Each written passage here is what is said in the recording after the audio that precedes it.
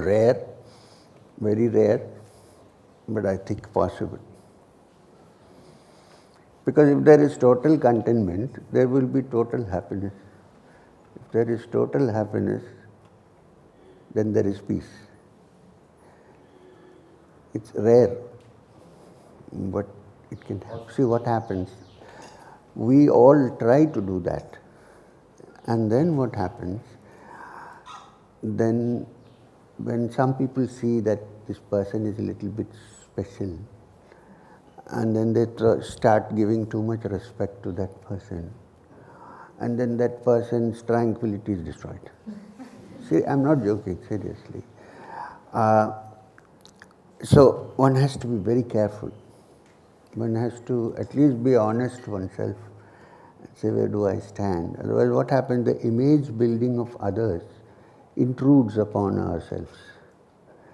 And then we begin, my teacher, Maheshwarnath Babaji, who was of course from the Nath Sampradaya, but he was from the Nath Sampradaya, but he had no such all-encompassing. He told me once, no matter what others think about you, don't worry, you can do nothing about it. People can think about you as a saint, or they can think about you as an idiot, or whatever you want. Not important.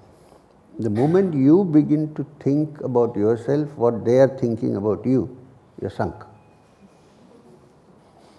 So we should always keep this in mind. When people praise you too much, you have to watch out carefully. Am I going to sink? When people criticize you too much, you should watch, am I going to sink? Am I going to take this as a personal affront? Am I going to sink? So if that can be kept, perhaps this contentment can come slowly. Believe me, when the mind is contented and at peace, it's not a dead mind. It's really a very active mind full of energy. But the energy will certainly not be used for negative purposes. That's it.